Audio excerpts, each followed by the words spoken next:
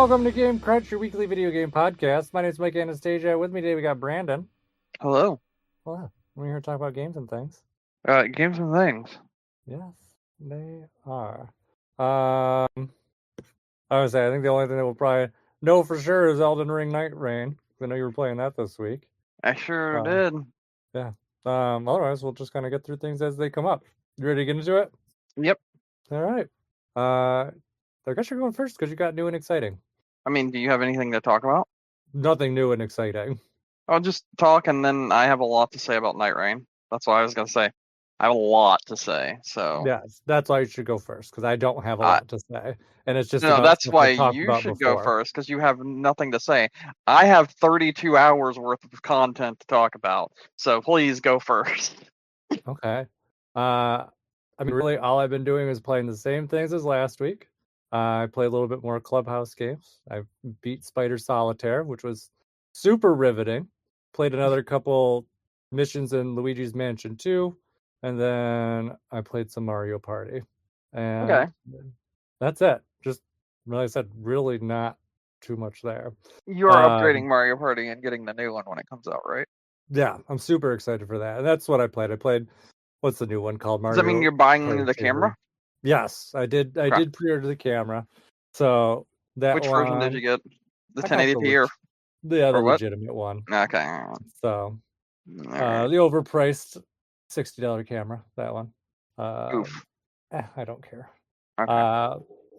It's easy. You don't have to fuck around with it. That's how I look at it. Yeah. So it's got a stand. It will set up nicely. Just plug and play. Set it and forget it. So Okay.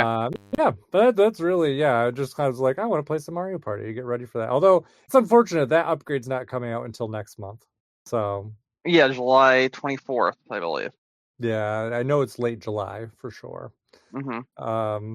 Yeah, so that's that. But otherwise, I'm really just treading water, waiting for the Switch 2 to come out because I don't want to start anything too exciting. That I'm gonna start and not go back to, and so I'm just kind of like, whoop, we'll just kind of leave things there. And Luigi's Mansion's just not riveting enough to keep me like really engaged. So I do a level, I get frustrated, and I stop. So, but I was really feeling Mario Party the other day. So I'm like, I got to do this. I got the most dicked I think I've ever seen anyone ever get dicked in Mario Party though. And it was almost hilarious because I mean, it's Mario Party, so you expect that kind of stuff to happen. And I was playing by myself, so it was computers, but whatever. But like I got like 2 spaces in front of the star with only 10 coins, and I'm like, well, I can't afford it. But then I just happened to be like one of those lucky spaces, and I got 10 coins. So I was like, oh great. So next turn I got my star, and I was like, perfect. So I spent all of my coins on the star, and then at that point I had no coins and 1 star. And the way it landed, I got the star, and then like dot dot dot dot dot. And where did I land? On a fucking Bowser space. And what options did Bowser give me? Lose your star. That was it. Like there was nothing else.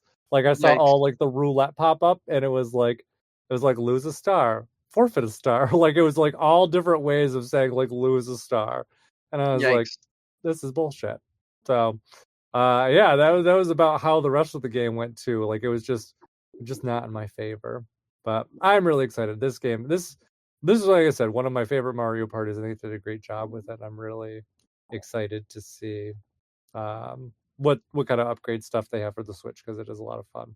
So yeah. But yeah, literally that is all I've played. Like nothing exciting. Unless you want to hear more about Spider Solitaire, which is not very exciting. No, I really don't. It's so difficult. I had to have probably played hundreds of games. That's kind of where I'm guessing. Because you play, pretty quickly if that game's gonna go, if you have a chance of winning or not, depending on like how it just kind of initially unfolds. And if it's really shitty, you're just kind of like, nope, on to the next. All right then. Yeah, but that's also excited for Clubhouse games. I said I'm really excited for a lot of the upgrade stuff. And we'll talk more Switch 2 stuff kind of as the episode goes on. Yeah, I think we have a bit to talk about Switch 2.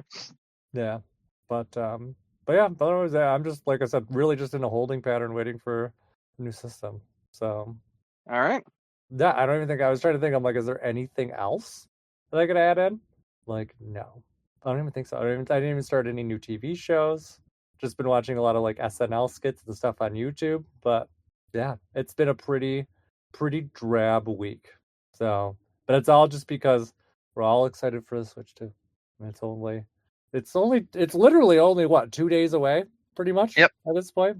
And by the time listeners listen to this, it will be here. So, yeah. You might even be playing a Switch 2 while listening to this podcast. That's Yeah, crazy. right now. Mm-hmm. Hmm. Yeah. All right. So, what do you want to talk about? Oh, well, so I've been playing Elden Ring Nightreign. Mm-hmm. I played 32 hours of the game. Uh-huh. I've played it by myself, Mm-hmm. and I've also played it with friends. Uh-huh. There have been very, very different experiences depending on how I am playing this game. Mm-hmm. There have been times when I have absolutely adored this game and thought it was exhilarating and a ton of fun and really enjoyable. Mm-hmm. And most of that time is when I'm playing with friends. And then there have been times that I have felt like it is just so not fun, not enjoyable, an absolute waste of time. And most of that time is when I end up playing with randoms Mm-hmm. who I feel like they don't even know how to tie their own shoes. Mm-hmm. They're really bad. We'll just Okay. leave it at that. All right. So I've gotten some randoms that have been incredibly good at the game, like just so much fun to play with. But I've gotten some randoms that I don't even know if they know how to dress themselves. Like they probably have someone put their clothes on for them because they understand so little about this game. So here's the thing. This Yeah. is how this is how Night Rain works. Mm-hmm. I can talk about it. So when you first start the game, and you're given like a little cutscene showing that hey, they're all on this area together, and it's essentially the round table hold from the original Mm-hmm. the original Elden Ring game, but it's in like a new area, that sort of deal. And there's a whole bunch of different people that are there for different reasons, and they're kind of existing together and whatnot. And more of this like hub world opens up as you continue the game. But that doesn't matter. The reason when you first start the game, you're gonna get to choose from 6 different characters. Mm-hmm. There's Duchess, who has a lot of. You know what? No, strike that. There is Iron Eye, who is a person that uses a bow and arrow. Mm-hmm. There is Wilder, who is a person that is kind of like your jack of all trades, your knight kind of guy, that sort of deal. You get a hook shot with him, and you also have this ability to like fire this gigantic cannon, and that's your ultimate ability. And you can use it to traverse different things essentially. Mm-hmm. You're going to be traversing a lot in this game, like a lot. So I wouldn't use it though to get around because when you were playing 3-player co-op with randoms or with friends, there are going to be times where someone is going to go down and you need to be able to heal them. And a lot of the times, characters' signature abilities, which is like their big ability that they charge up by killing enemies and by doing this, that, and the other, um, that ability can be used to revive a teammate. So for Wilder, he fires a giant cannon and it explodes in like an area of effect. It'll do damage to the enemy and it'll do a decent chunk of damage to the enemy, but also you can use this to shoot at your teammate who's down and instantly revive them pretty much. But we're going to move on to a different character. We're going to talk about Raider. Raider is the big buff burly man that likes hammers and great axes and stuff like that. Uh-huh. There's Guardian, who is a big bird that uses a shield and like thrusting weapons like javelins, spears, that sort of deal. There's Recluse, who is a spellcaster that draws the energy from the enemies and can like create spells based on what the enemies have done, that sort of deal. I don't really understand Recluse that much, but she seems really good when you have a person that knows how to play as her. And then there's Mhm. two other hidden characters. But what you're going to do is you're going to sorry, there is Executor, who plays a lot like Sekiro. I can't speak today. I'm sorry. Sekiro. So like Sekiro Shadows Die Twice, that game. Executor in this game plays like that game essentially, where you can like block and do like quick parries and quick steps and this, that, and the other. Very, very fun character to play as. And each one of these characters have their different skills that they're good at. And every character is kind of like a pre-made character. Mhm. And they all have like strengths and weaknesses. So, say for instance, if you go in with like Raider, which is the big guy with the big great axe and the big hammer and yada yada yada, you don't want to use katanas and bows with him as your main weapon. You want to use big, heavy weapons as Raider. And if you play as Wilder, you don't really want to use heavy weapons either. You want to use something like uh, a great sword, not a big heavy axe or a great axe or a big mallet or anything like that. You want to use that. And Iron Eye, who is literally the archer, he is going to mostly just use bows. But obviously, you can bring along something else. So like something that stacks with like arcane. So like find like a weapon that does some form of damage. Most of the time, it's going to be bleed. And you can use that to also inflict some damage as Iron Eye, but you're mostly just going to be using his bow. When you first start, there will be one enemy as a Mhm. three-headed dog, sort of like Cerberus. And what you have to do is you have to survive 3 nights to get to that and defeat that boss. Every run in this game takes about 45 minutes to an hour to play, and then after that, you're done and you move on to the next run. Okay. So this is a roguelike.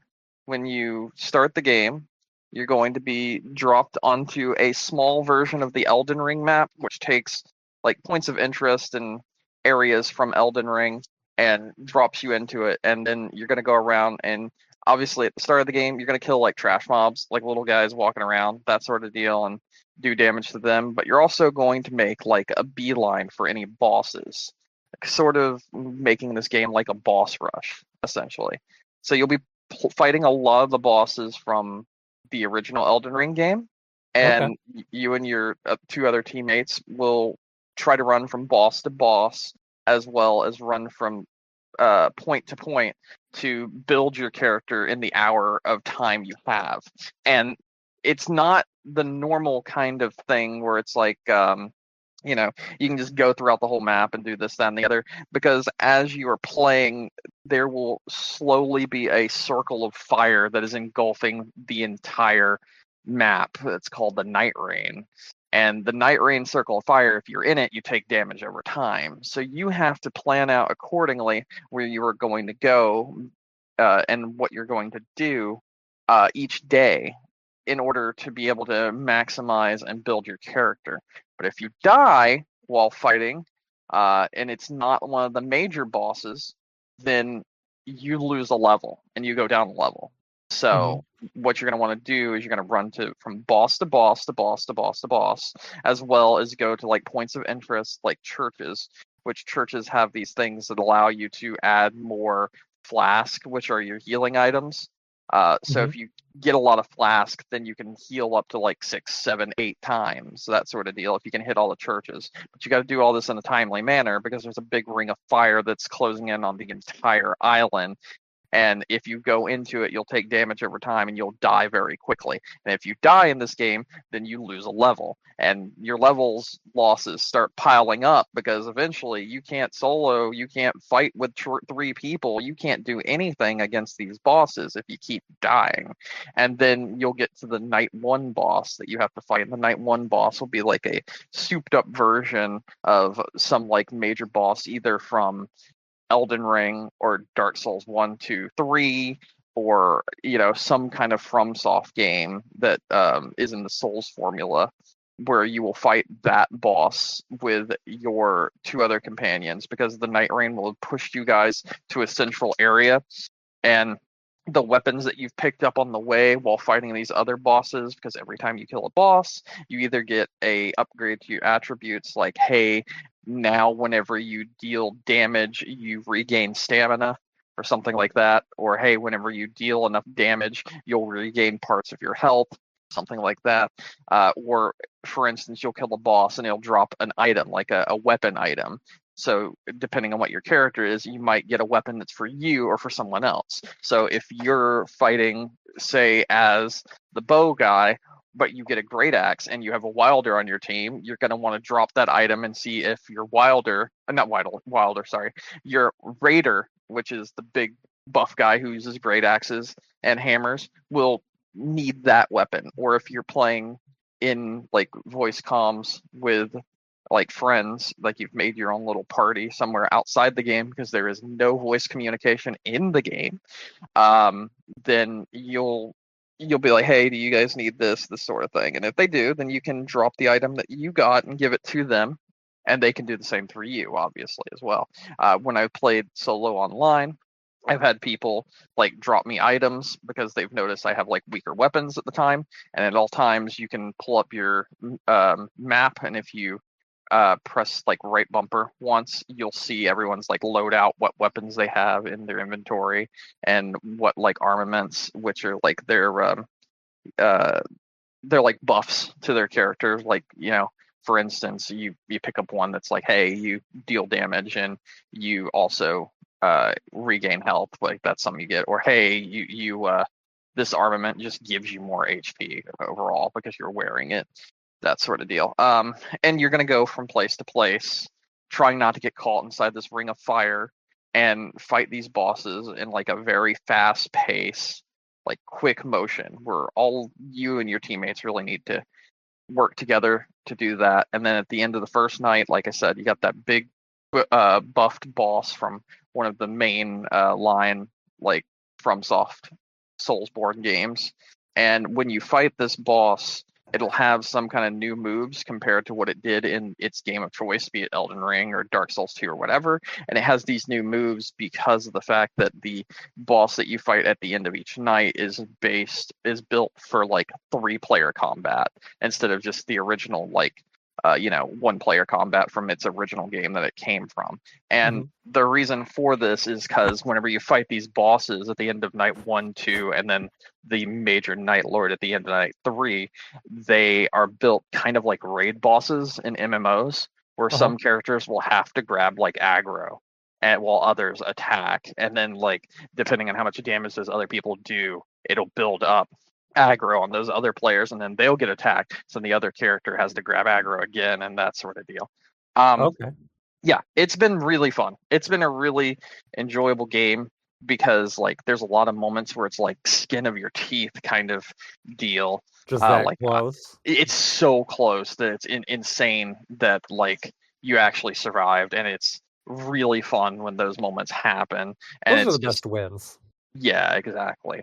And then there's some moments where it's like you start fighting like the night 3 boss after going through like 55 minutes, an hour worth of gameplay, and you just get absolutely destroyed at the beginning, and you're just like, fuck. And then like the losses, like the deaths, the downs keep piling up, and eventually your last guy that's alive can't really heal everyone, and then he dies also, and then your run ends. Because if you die on the night 1, 2, or 3 boss, and all 3 people go down and cannot be revived somehow by any of the other players, then it's the end of the run and the game ends, and you go back to the beginning. You go back to the hub world, and you have to start again from scratch.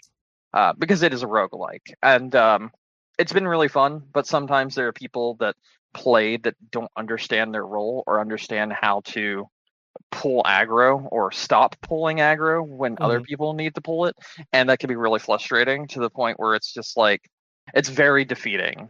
Because this game, you feel like, did I do something wrong, or is it my teammates that don't really understand what's going on? And that who's is carrying the weight. Yeah, and that is a very like defeating kind of feeling when it's Does like it I did let you literally everything I communicate can. with them? No, no. Okay. There is a way to mark places on the map to be like, hey, we're going to go over here, or we should go over here. And you can like press in the left stick and hold it in. And if you Mhm. do that while looking at the spot that they marked, then that's you being like, okay, I agree, we should go there. And that's like the way you can communicate. Even like it's very small ways that you can communicate, and that's Mhm. pretty much it. You cannot communicate with voice whatsoever. All you Okay. can do is communicate by like, hopping up and down if like someone's standing on something, like trying to get someone's attention, or doing like an emote if someone's trying to get someone's attention. And there's like these like 3 or 4 things where you like blow into this like instrument and it says a word, but Uh-huh. that's the only way you can communicate with people unless you've like made a pre-made party. Okay.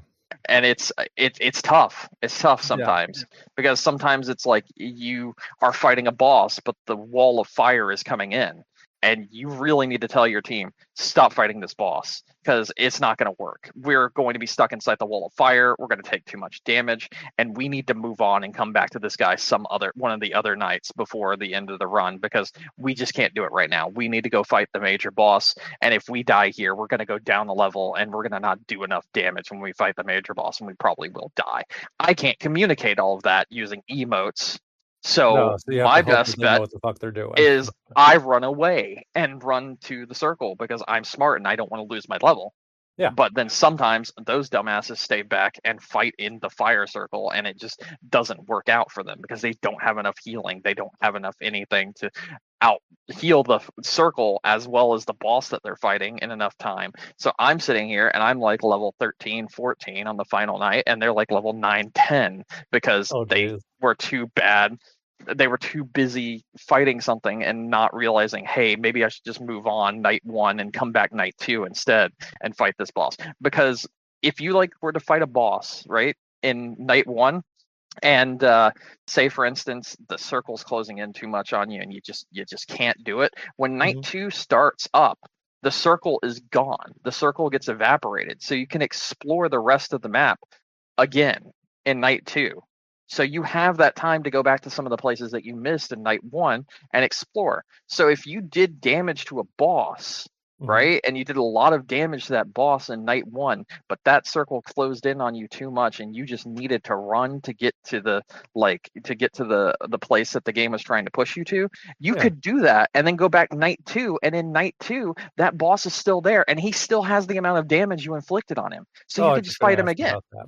Yeah, so there's Exactly. no So there's it's no like fucking point to sitting there and losing people your don't life then. seem to understand that. So sometimes they'll just try to tank the storm that's burning them to death. They'll try to tank the night rain that's destroying them, and they don't seem to understand that you can come back later and not lose a level, and not Yeah. make it so your team is kind of fucked when you have to fight the night 1 boss. It's like, Yeah, yeah, give you it could sit 2 here weeks. and Mhm.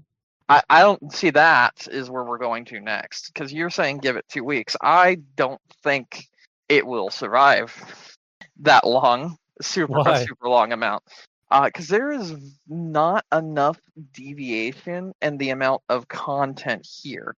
Mhm. And this is a FromSoft problem. FromSoft has never been one to do multiplayer games. They're not very good at it, in my opinion. They never have been. And this is another example of that. So whereas the map is the same every single run, so you know where things are, Mhm. the only way the map changes is due to RNG when events happen. So you're playing the Okay. same map every single time. So that is going to get very samey. Whereas the Mhm. bosses change up depending on what major Night Lord you're going after. The map is always the same aside from 4 different elements that can happen, and they happen completely at random. You can't make them happen. You can't decide for them to happen, and you have to be far enough into the game by defeating multiple bosses to have them happen.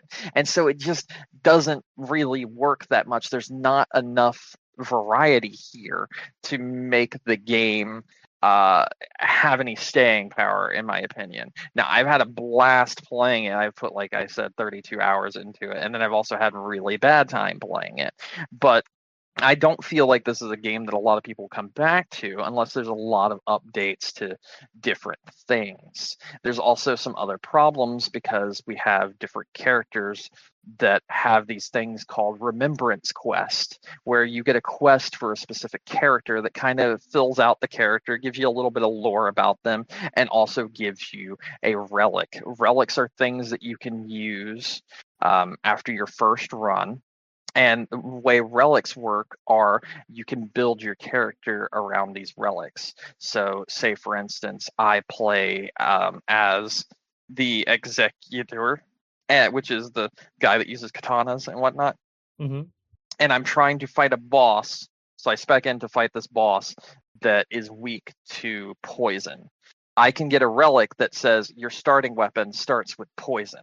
So then I'm guaranteed a poison weapon without needing the RNG ability. So then I Okay. can level up my starting weapon to like the high level by going to certain areas of the map to get these stones that allow you to level up weapons from white to blue to purple. And then those events that I told you about, that's where you can make weapons legendary by getting to the bottom of, for instance, this crater that is made at one point. You'll see the map like kind of explode and it'll like erupt and you can go into this crater. And the crater has like a hidden underground like lava fortress, that sort of deal that you have to fight through. And when you get to the end of it, you'll fight a boss. And if you defeat this huge boss in enough time, this includes avoiding the wall of fire and being able to complete it before the wall of fire closes in. If you do this, then you'll be able to instantly make your weapon that you have, doesn't matter what weapon it is, you get to choose which one, straight to a legendary weapon. So that's a thing to keep in mind. But things like the lava fortress that I just mentioned are completely random. You may not get that one. You may get a forest full of scarlet rot, but the only way you get a forest full of scarlet rot is by defeating a boss that will make that event happen later on down the road. You're not just going to see that. It's not going to be a random thing that you see. You first have to defeat a boss that causes these events to happen. And only one event can happen at a time, so you can't have like a run where there's a forest of scarlet rot. Scarlet rot is essentially a thing that makes it so it poisons you over time, and it also makes your character sick, so you have to continuously heal to not lose all of your health. And you can't have that and the fire fortress going on at the same time. You can't have those two events. So the RNG element of that also kind of sucks. There's other times where you can have like a gigantic city that takes up the entire map instead of the normal map, but you don't see that.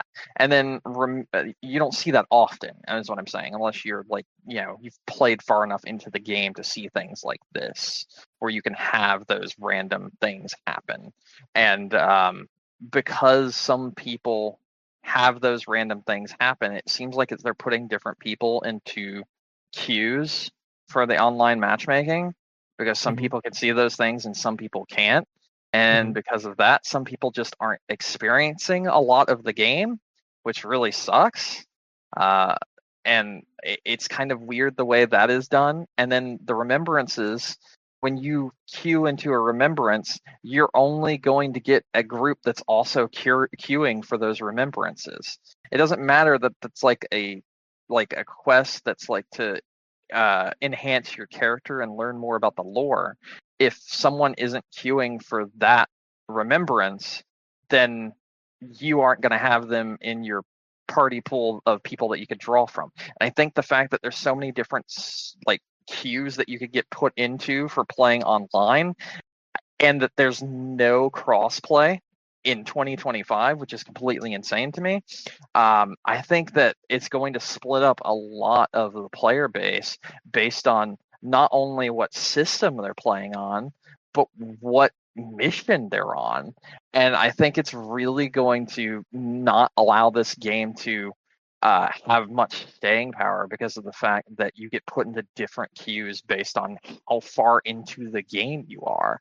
And that's kind of really shitty and really like difficult to like deal with. I just don't understand why that would be a thing that they would do other than their lack of knowledge about multiplayer games and that sort of deal.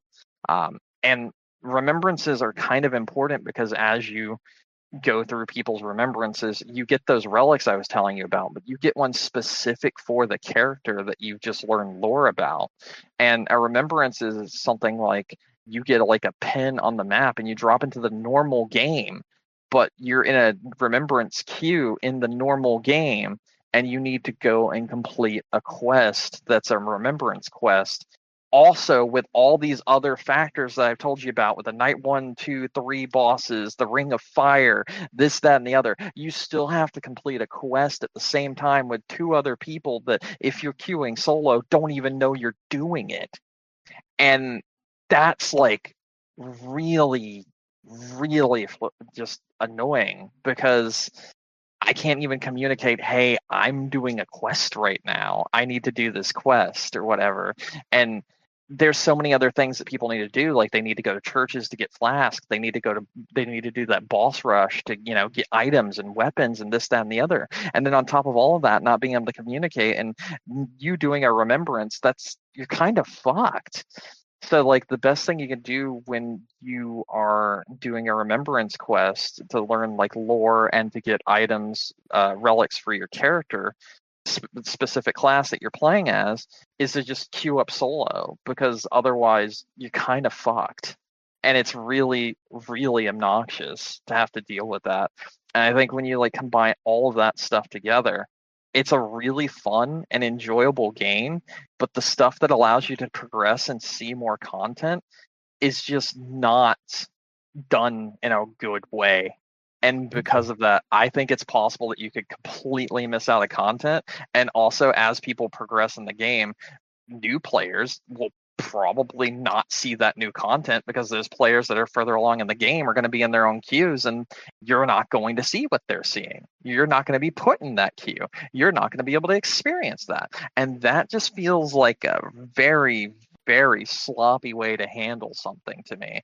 And it reeks of, this is our first time attempting to make a multiplayer focused game.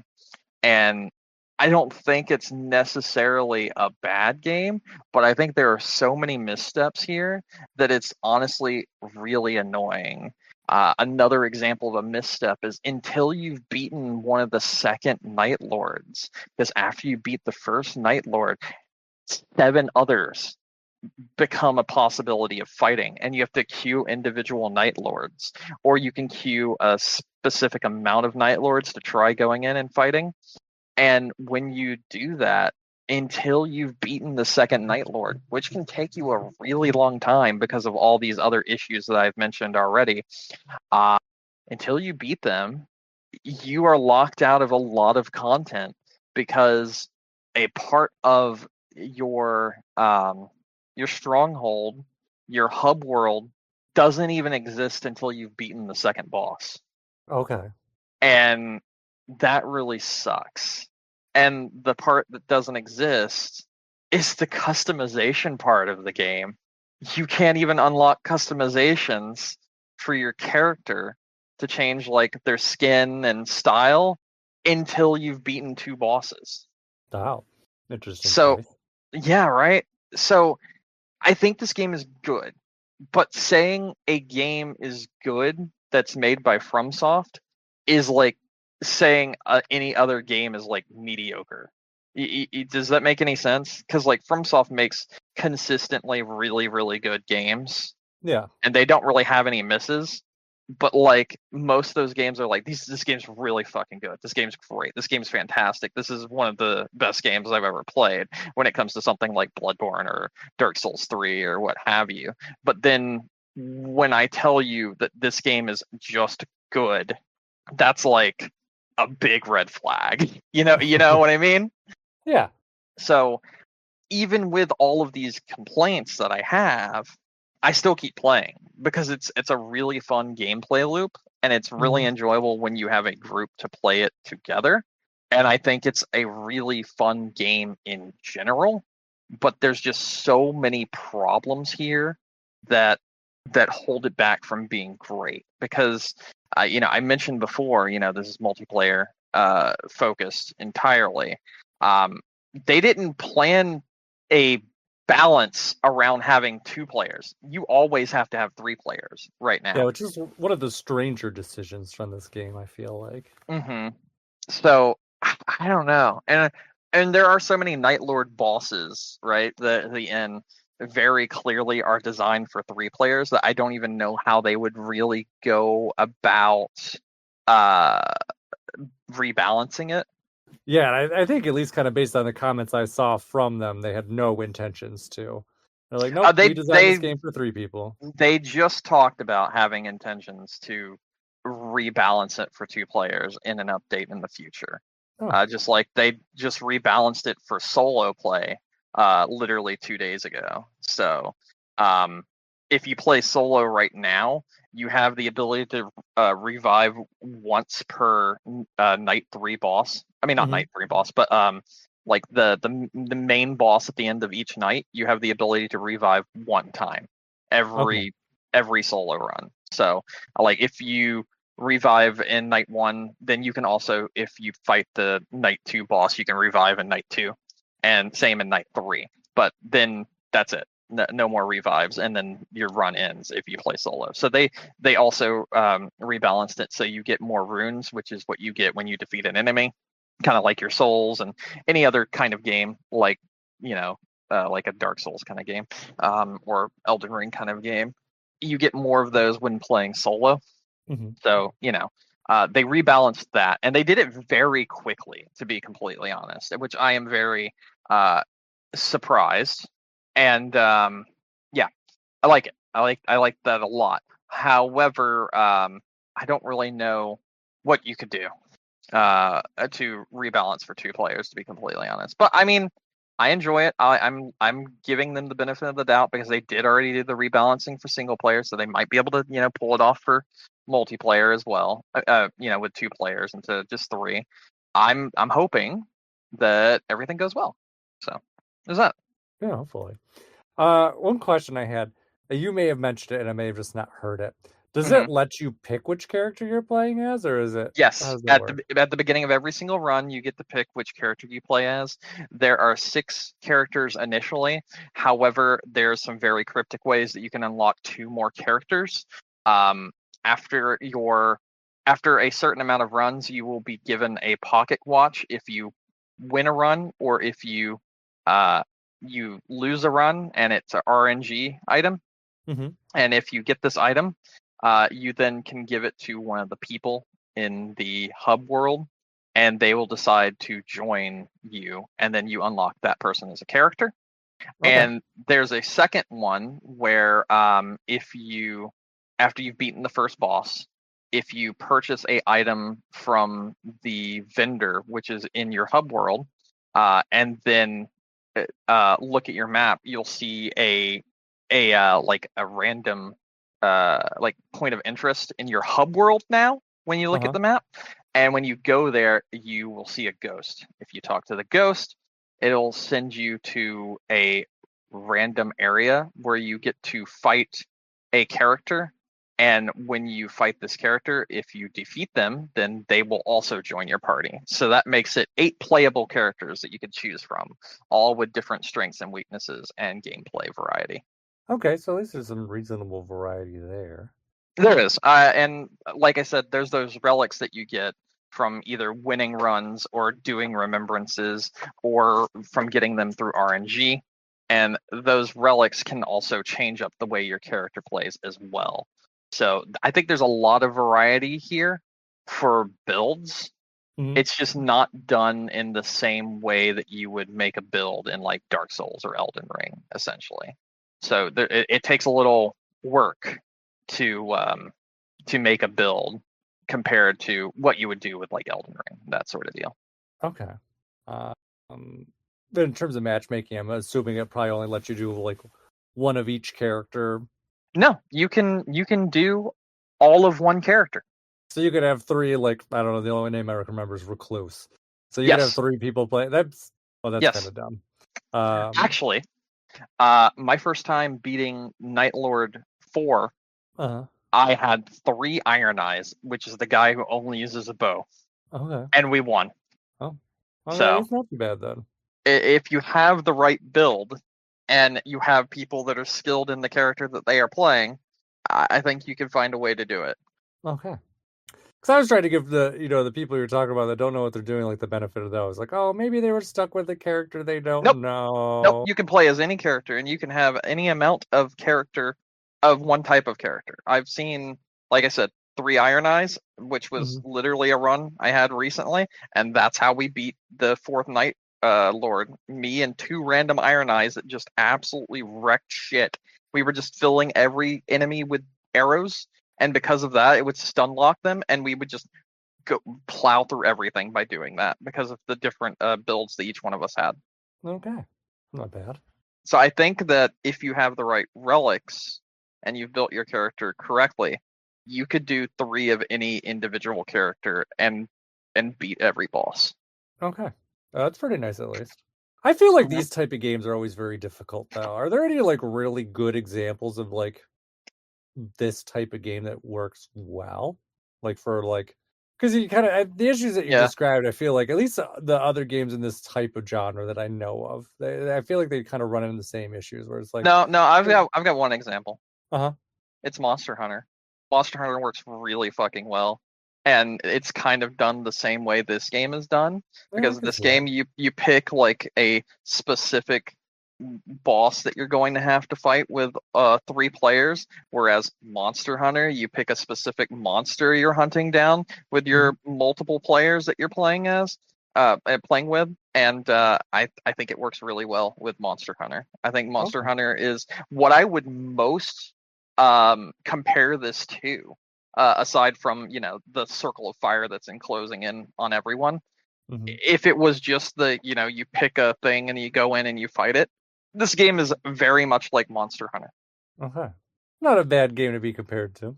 Mm, Um, but yeah, I would say at least a lot of those because I feel like it's a tough thing with this kind of genre because you're gonna run into a lot of at least a lot of the other games like this I've played. You run into like someone doesn't know what the fuck they're doing, and yeah, it's just kind of. I and think a I lot of feel like people that trial by happens fire a lot online as here opposed to too. like, I yeah, feel like that happens a lot here too. Like someone doesn't really know what the fuck they're doing, and then it's just like, okay, yeah, and they're kind of like, we'll figure it out as we go, which is, I mean, it's fine for you, but probably not for the other people playing that are actually trying to get shit done. So, yeah. yeah, but like at the end of the day, right? Mhm. Yes, this is a multiplayer game and whatnot, but whereas, let's see if I can think of this. The best way to put this. They paid money for the game also. Mhm. It's not their fault that they're having to try out a character in your multiplayer session. Do you understand what I'm saying? It's not their fault. It's the fault of the way the game is built. So they can't try So out the new characters in single player? you can do it in single player, but like I said, it is very difficult up until 2 days ago to Mhm. run solo, period. And it's still difficult in solo because it does feel like the game is very punishing when you run Okay. solo. So uh, I don't necessarily think that let's see what's it's people's fault specifically for wanting to play a different character and then not being very good at it.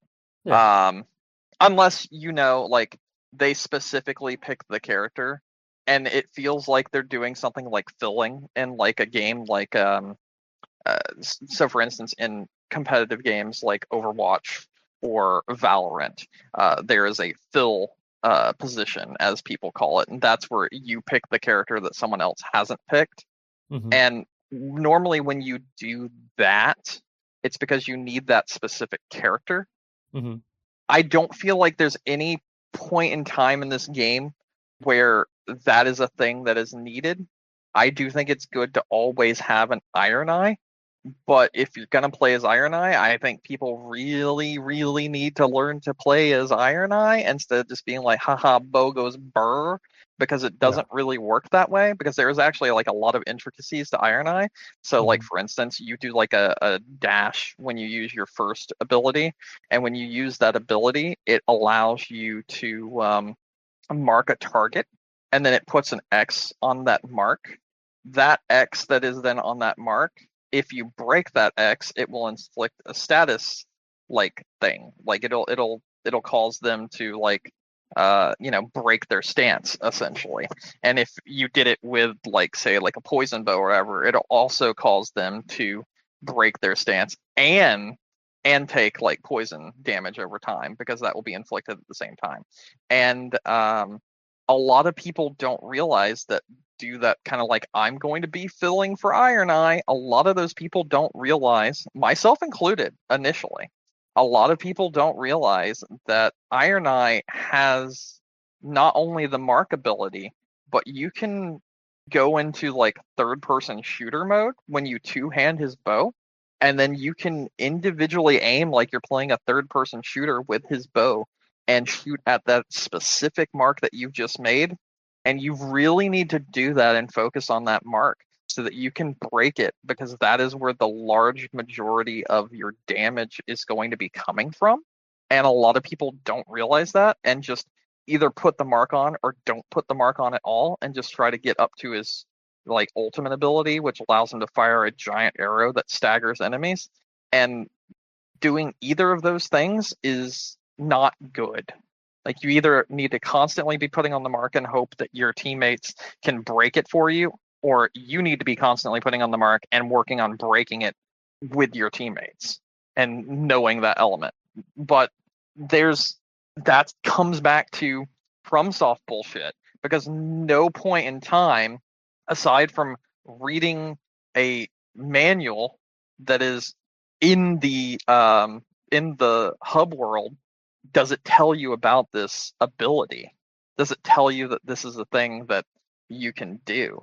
And because of that, I feel like a lot of people are missing out on a lot of different abilities and content and like strats for the individual characters that they are playing. And a lot of people aren't being familiar with the character that they lock in and choose to play as. Mm-hmm. And again, it's kind of a case of the game doesn't give you enough there to teach you. And it's also kind of a case of people not going to learn. Like the second I like started feeling like I wasn't doing enough damage with Iron Eye, I almost called him Hawkeye. With Iron Eye, I immediately just typed into YouTube Iron Eye play guide, and that's when like some dude took like 5 minutes to explain everything that the game did not. And I was like, what the fuck? I didn't know this. And then I looked at some others for different characters, and it's the same thing. There's lots of little hidden abilities that the game doesn't teach you about the individual character that you're playing as. And I think if there was a more like thorough explanation of each individual character, then the online matchmaking with randoms wouldn't be as bad, because people would understand their role when they play as a specific character. But I think where it stands right now, there's not enough info there, or people aren't seeking out the info. And because of that, sometimes people will pick a character and play it in the worst way possible without understanding how things work. But like the game doesn't give you the tools for that. So like I don't think I can blame them, you know? No, that's fair. I think so. I mean, I think it'll be interesting to see how this game ends up playing out. What I meant mostly by the things will get better in 2 weeks was, we'll kind of weed out the people who are just not. After that, you'll probably just be stuck with the people who are kind of committed to playing it more long term. So probably just. It's true, but because of those remembrances, because people are going to be further in 2 weeks, and the queues are going to be different because of that for the people that aren't, it's going to weed out a lot of the player base that isn't learning those abilities and being able to get further in the game. And but then you'll just be stuck with people that know. So it's great. But there probably will be like long ass queue times that take forever, where you won't get a match for like 20 minutes, 15 minutes, because it's got to populate all 3 spaces, and you got to find 3 people of equal skill level that are far enough along in the game. It's just like, okay, sure. Oh yeah, that does kind of suck. I feel like I had another game that was like that too, where just the farther you got into it, the less people were playing and the longer matchmaking took until it was just frustrating. Yeah, I don't remember which one it was, but I feel like I ended up just soloing the last level because I was like, fuck it, I'm just done. I want to say it was a 3DS game actually, but I don't remember. I Uh, just hope I'm wrong, and I hope they fix a lot of these problems, like being able to get your characters leveled up and that sort of deal. I'm hoping all of those elements get fixed in patches, because it does seem like they want to patch and update this game, and that essentially they want to continue to support it, at mhm. least from the outside looking in. That's what it looks like, and I really hope I'm correct in assuming this. And as such, like, I'm looking forward to seeing what they do, because they have stated that there'll be more characters through DLC in the future, and there'll be like more content added in the future. But I just need to see what this is, like what that content is, what there will be. Yeah, no, that makes sense. I think it's promising if they decided to put out a single player patch, just before launch. I think that's very promising, honestly. The single player patch was not even just before launch; it was 2 days after launch. Like, Oh, they immediately said, "We're getting to work on it. We'll find a way to balance this for solo play," and then they did within like no, 2 days. that's So great. it seems like they care enough about the actual game that they want it to continue to exist. Which, I mean, I don't doubt that, because it is FromSoft, and FromSoft is one of those companies that you know tends to continuously update and keep their game, moving, so Hmm. to speak. So I do feel like they will, if anyone would like update the game, make changes, put out patches in a relatively like fast manner to keep the player base playing, and to keep things updated in a way that doesn't make a lot of people drop off very quickly and make the game dead within like a few weeks. I do feel like FromSoft could do it, but time will tell, and we'll have to see what happens. Okay. Yeah, very interesting. Um, yeah, I think I don't know. I tend to be an optimist, so part of me is like, I think it will do well, but we'll see. I hope so, because also, like I said, with the content that is here, it's not, you know, a big, huge amount. You know what I'm saying? Yeah. So there needs to be more content, and I think that this game would benefit simply from more. If Hmm. more stuff was added, I think this game would do a lot better and would stick around for a fairly long amount of time. Yeah. Um, yeah, and that's the part that's going to take time. They got the base game out. Now they're just kind of seeing how well, and two, also they probably want more information on how people are going to play it, more long term. Like, what are people enjoying? What are they not enjoying? Hmm. Now it's kind of out in the general public. So, and then kind of, build from there. But Yep. I do think I agree. It's very, very reassuring that they took the time out, in the busy launch week to get something like that built. So, Hmm. mhm, yeah. So, And I like it. I like it. I think it's pretty good. And I do think I've seen like a lot of discourse around it where people are like, "Hey, it it sucks. It's slop. It's garbage. It's whatever." And a lot of these people that are presenting this discourse mhm. haven't even played the game. So Yeah, of course. it's a case of those kind of deals. And I'm not sitting here like this is like a fucking 9 out of 10, 10 out of 10, or anything like that.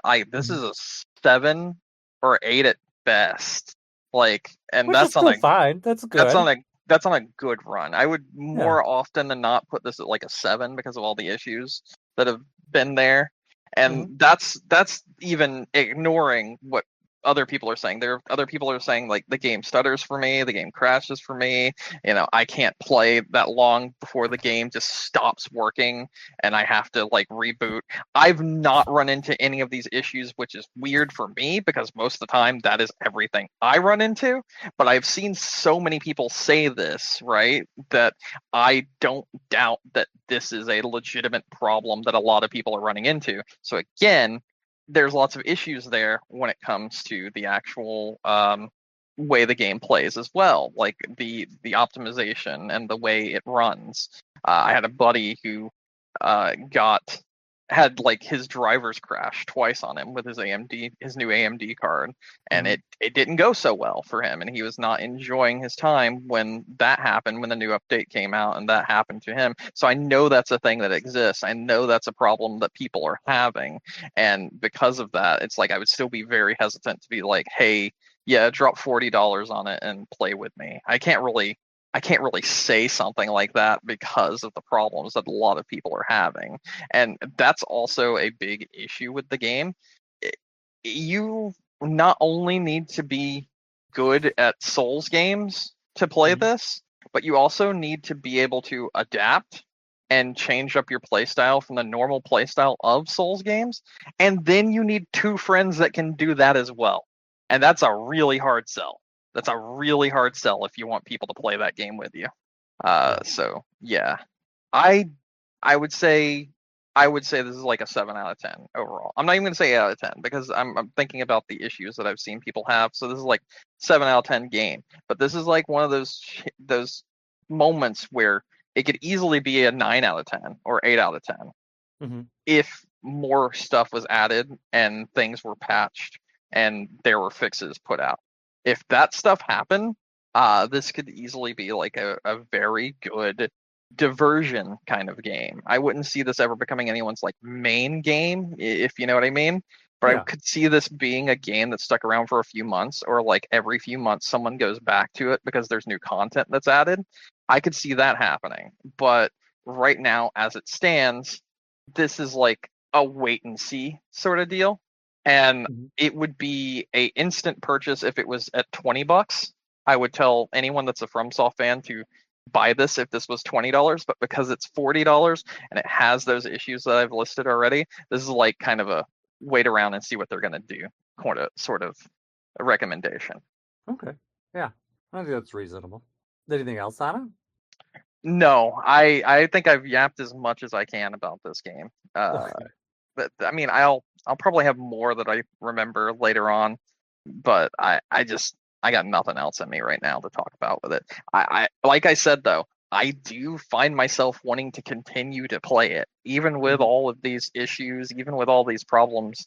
I do find myself right now wanting to boot it up and give it another run. So, you know, even all that said, I still enjoy my time with it. I think I've gotten my $40 out of it and then some, and I still want to play it. I don't want to stop playing it, Hey, at least right now.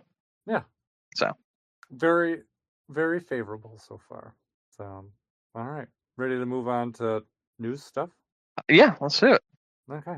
What Switch things did you have in mind to talk All right, about? so I've seen people getting their Switches, right? Okay. A Yeah. lot of people have been getting their Switches early. Some Mhm. people through nefarious means, some people legitimately have Yeah. gotten their Switch 2s early. And I wanted to have a conversation about this because I think it's absolutely ridiculous that people that have gotten their systems early cannot use them. And we've talked a little bit on this before when it was like, one or two people possibly stole the system and it was like a week ago and that sort of deal. But we're 2 days away. And there are a lot of people that have gotten their Switch 2s now Hmm. that cannot play them. And I think that in this day and time, that is borderline dystopian and really fucked up. I think It that's really probably is. fucked up. I mean, I was thinking about it a little bit more earlier. Well, we probably should say at this point, realistically, the day one patch should be live in about less than 24 hours at this point. Um, so it's coming. There is that. But also too, and I thought about this today, and I really didn't think about it when we were talking about it last week. Hmm. Um, but if you think about like the lead time for them to make the system, it's not surprising that the firmware that's on it is just wildly out of date. Because I think about how long ago this system was like literally leaking from the factory lines. Like we're talking more than 6 months at this point. Um, so they've been at least kind of producing this system for long enough Yep. that they probably had pretty significant firmware changes to it beforehand. Yeah. Um, so part of me is like, yeah, I agree with you, and then part of me is like, yeah, I can see where that is. I don't know. So But I guess the counterpoint question is to like, your firmware where would the point. middle line be? You know, like, Counterpoint to your firmware point, right? mm-hmm, Xbox 360, uh-huh, Xbox One, mm-hmm, and the original Xbox mm-hmm, all launched with older firmwares at the start of the console generation. You could still play them if you got them and you had a game early. You could still play them. Nothing stopped you from doing that. A company didn't say you can't do that. uh-huh, Now they said you can't play that game online, mm-hmm. right? Because the firmware and the stuff was attached to the online element of it. Yeah, I'm gonna tell you obviously. this right now: the firmware of the Switch overall is Switch 2 overall is not attached to being online. There's no way in hell that Nintendo has attached their entire system to being online. This is a cop out. This is a way for them to control things and make it so things can't leak early. That's what this is. This is not a problem with firmware or UI problems, or whatever. This was Nintendo putting a lock in place where people could not use this $500 thing that they got if it arrived early. That is what this is, and I think that is completely unacceptable. I think They that's probably, if that is the not case, let's okay. just say that. They probably did it because the system was literally in the wild for what, the last 7 months? Um, I can understand not wanting people to have like a fully functioning system to fuck around with 7 months before it's even out in the market. Ah, yes, let's go to that now. I was Hmm. expecting you to bring that up. Okay. Here's the thing. I Hmm. don't know if you've seen any of the things in the hacking scene, but there have been 10 Switch 2s that have Hmm. been gotten a hold of by hackers, Uh-huh. right? They have all been bricked. Not because of the firmware, but because of the way the system is built. It is built to brick itself if you attempt to make internal hardware or software changes.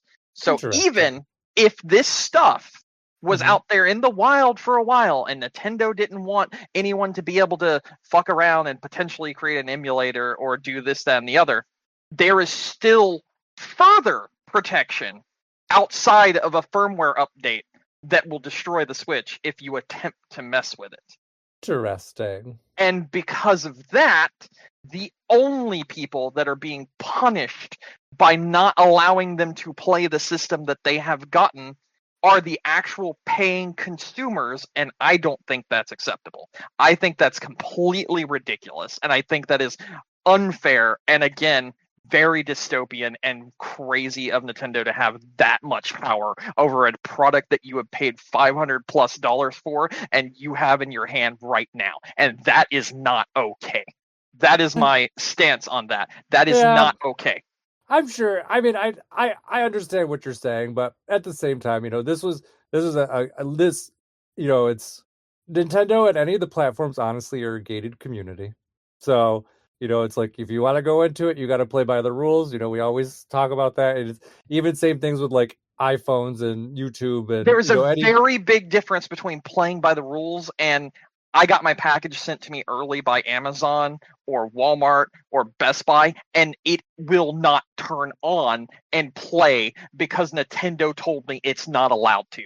That's a very big difference. But That's what a are you gonna very, play very on big it? difference. People Like, got their games, people got their stuff already. There are pictures on Reddit right now of people with Mario Kart and other games that they have already gotten at the same time, physical, as their Switch 2, and they cannot boot those physical games. They eh, can't even boot their Switch physical games. Switch 1 physical games in the Switch 2. The system does nothing right now until that update comes out. And that is not fair to a paying customer. That is not fair and that is not acceptable. I don't know. I mean, I see what you're saying, and I don't necessarily fully disagree with it. But like I said, at the same time, like this is a product that was not intended to release early, and obviously Nintendo put in safeguards to No protect that. product is intended to release early, but people get it and then they're able to use it. And that's it.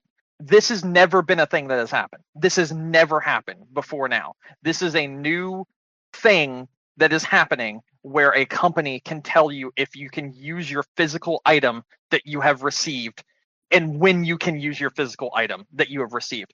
You're telling me, right, that like the firmware is the thing that's allowing people to use their item and whatnot. Okay, what about when it needs a firmware update in the future? Does that mean I can no longer use my Switch 2 in the future because Nintendo won't let me because I haven't installed the new firmware update? Does that mean if someone, for instance, gets banned from Switch Online, right? And then they trade in their Switch 2 to GameStop, and you get that Switch 2, and you buy that Switch 2, or you buy it on eBay or whatever, and it's banned from connecting to the internet. I can't update my Switch 2 anymore. Does that mean this is a complete brick, and I can't even use this thing that I bought? There's a lot of things here, but I think the main thing to take into account right now is there are people that have the system. There are people that have the physical games, and they cannot play their physical games that they own, that is a tangible item that they can hold in their hand because Nintendo has told them you're not allowed to. And I think that is completely fucking ridiculous. Same time, Nintendo told the people that they gave those systems to, like, don't let anyone fucking have this until Friday the 5th. It doesn't matter. They broke that agreement. It does not matter. What but it matters does is matter. no, it doesn't. If you have a physical item already in your hands, you should be able to use that physical item. Now, do I think you should be able to upload video footage and this, that, and the other and whatnot and get away with it? No, I don't. I don't think that should be a thing or whatever. Or, you're going to have some consequences for doing that. Yeah, okay, there's consequences. But to be locked out from using an item that you can hold in your hands is insane. I agree it's dumb, but I definitely don't think this is like the big mountain molehill that you're making it out to be. I think you are not taking this seriously enough, and that's my main takeaway. I think you're taking it too seriously. I think you have been brainwashed by the corporations and you find this acceptable. Whereas if this was 10 years ago, you'd be like, this is completely insane that Microsoft or Sony could do something like this or whatever. If this was Microsoft or Sony, I think we'd be having a different conversation also even right now. The Xbox One did similar bullshit when it came out, to be honest. It did not. You could still use the Xbox One, and there are people that got Xbox One early. I know this for a fact because I know two of them, and I also know someone that had like footage of Dead Rising. I think it was 3 at the time, up early, and was also playing it early. That sort of deal. That was not a thing. You just couldn't connect to the internet. Which, if you can't connect to the internet, totally fine. I get that. Let us play the physical game that we have on hand. That's what I say. I think it's crazy the amount of control that a company can have over an item that you already paid for and that you already have in your hands, not allowing you to turn it on. I think that's insane. Really what happened is Nintendo purposely flashed an unplayable firmware when they built the system 7+ months ago, knowing that there was probably going to be significant changes up until release day.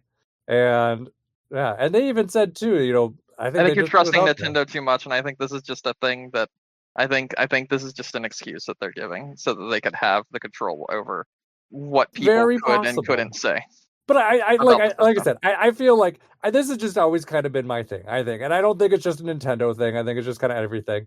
But like, I don't know. Like, if there's a release date for something and you happen to be lucky enough to use something early or whatever, great. That's cool. That's super awesome. But if it's locked until you can, then yeah, that sucks. It's not great. Is there better ways that they could have done it? Probably. They could have had that firmware out earlier. And that is the choice that they're making, the firmware choice. They obviously could have had that up probably at least a week ago. I think the firmware thing is an absolute cop-out and isn't even true. I think it's just they wanted to have control over who could talk about what and when they could talk about it. And I think that's why we're going to see a lot of outlets in the next few days. Only information come out from like journalists, like gaming journalists, and a lot of it's going to be rather...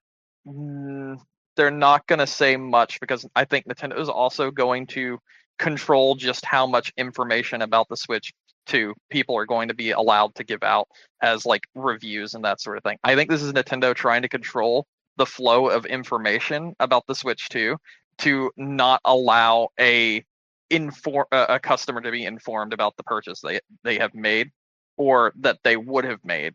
And I think that it's going to get very bad this upcoming generation with I would say, how much Microsoft, Sony, and Nintendo can control just how much information you have about the product you're buying. yeah, I mean that's everything's heading towards that direction. I will say though, kind of to your point, the with them having to wait for Street Date to, kind of really review and give information on the system. The one Yes. thing that's nice with that is that means that they're not gonna come with the NDAs. Like they're gonna be using retail units. They're gonna be using retail games. Nintendo won't be able to give them any, like when they're doing pre-release stuff, they can give a lot of rules with their NDAs, like, oh, you can only talk about this, you can't talk about this, you can't talk about this, you can only talk about this until this day, et cetera, et cetera. But without that kind of string attached, there should be no restrictions. They should be able to say even more. Actually, I even saw not so flattering Mario Kart preview today, even. So that kind of stuff is from IGN. IGN was like, yeah, it's not that good. actually that wasn't even the one I was talking about. This is a different one. This was Eurogamer. So the IGN one was like, yeah, so we played the open world Mario Kart, and we don't know why it's open world. The open world is not that good. There's not really anything there, and it feels like an afterthought. That's essentially what they said. yeah. So, and I think that's kind of some of the stuff that we'll see. I mean, yeah, I don't know. And there was also interesting Game Explain video I watched the other day where they were talking about kind of the price stuff with the systems and how that's kind of might be detrimental to Nintendo in the long run, which I think was an interesting kind of look at things overall to kind of see where things are. I don't know. This I think will be an important generation for Nintendo. I think they'll do fine. I don't think that they will. I don't think that they're going to, find themselves underwater with the Switch 2. I mean, I think it will sell well enough. I don't think it will sell Switch 1 numbers. But it might be, if you think about it, the Switch 2 is kind of a, return to, in some ways, kind of what they had been avoiding, for the last couple generations. Really, trying to compete a little bit more on the graphics side of thing, trying to and that kind of comes with price increases on, the system and on the games and, those kind of things. Not really too much. I mean, the mouse stuff's cool, but not too much innovation otherwise. Really kind of just sticking with the status quo instead of kind of new and different. Yeah. And generally, recently, actually not even recently, I'd say generally, from Nintendo's kind of video game days, that strategy has never worked for them. So it'll be interesting to see how this ends up playing out. Maybe it will. Maybe it'll be better this time just because of the novelty of the Switch. But if Microsoft and Sony are moving into that space, it'll be a little bit more difficult to kind of sort things out. So yeah, I do think that is there. But like I said, at least on the other side of things, the day one patch for the Switch should be out in less than a day. So we'll get some more that way. Also, speaking of hackers too, kind of the other side of things. Yeah, I didn't really tell you much about the hackers, but of the Switches that got bricked, there were multiple ways it got bricked. One, trying to flash firmware. 2, opening it up. 3, the voltage change was detected, which bricked the Switch instantly. Some of these weren't enough to actually destroy the console. Some of these actually gave people information. Like on the some of the ways that the Switch 2 got bricked didn't destroy the console, and instead popped up a message that gave them a number to call, and the number was like, "Hey, something happened to your console. Give me the code that it says on your console." And based off the code that it gave them, they would either be able to actually get it repaired or be given a amount they had to pay as a fine to get it repaired. Oh, and so basically, it's saying like you did this yourself, so we're essentially yes. And again, I get it. They were tampering with it. They were attempting to do something that was very not okay in Nintendo's eyes, especially since they were early units and whatnot. But here's the thing. that feels again like giving that little message like, hey, call us up and here's the fine that you have to pay, this, that, and the other. That feels very like we want to have direct control over everything. And here, just hear me out, right? Nintendo does have new management. Who's to say that this management isn't going in a completely different direction for Nintendo that's more control focused in kind of like an ironclad way that doesn't give a fuck about the consumer? Like, who's to say that Nintendo isn't becoming a lot more like Apple, where like you have to directly pay them to even get the parts or to repair a thing or to do anything like that, and they're going to charge a lot for the ability to repair your console? Who's to say we're not moving in that direction with whatever Nintendo's current new management is? Like, that's the kind of thing that I'm going to say I foresee happening with the Switch 2. I foresee Nintendo going in a sort of Apple direction where they want complete control over the entire device.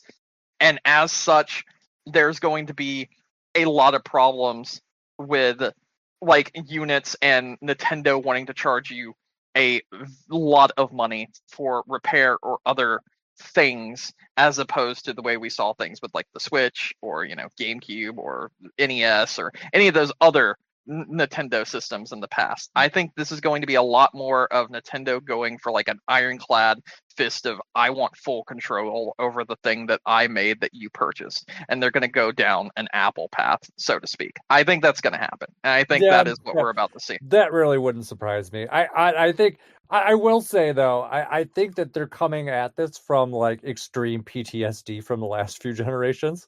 I mean, the Switch was hacked how fast? It was hacked very fast. But yeah, they were 3DS using had rampant piracy, DS had rampant piracy, yes, GBA had rampant piracy. So let me ask you a question though. Like right now, like hear me out, right? If it wasn't for the rampant piracy of all three of those systems, where would all of those games be right now? Because the answer is missing for most of them. Completely lost media for a lot of them, because that was the generation where they started, at least with the DSi and the 3DS, heavily leaning into online centric titles, and even doing like indie titles that were only digital and not physical. And even if you go a step further and go like, hey, let's just say like it was a physical game, you look at the price of physical copies for 3DS and DS games right now, and they're through the fucking roof. You have to be rich to own them at this point. Like, a 3DS right now is worth more than fucking gold. It's like $300 for a fucking 3DS at this point. That's not the system. And that's then that's a used 3DS. That's not new. That's not new. You want new, you're paying $800 to $1,200. But my point is, you look at that, and then you look at the fact that a lot of that content had to do with updates and this, that, and the other, and patches and stuff like that. And it was one of Nintendo's like first consoles that heavily leaned into that sort of thing. You can't do a lot with that system without then paying the exorbitant amount of money to buy those physical copies.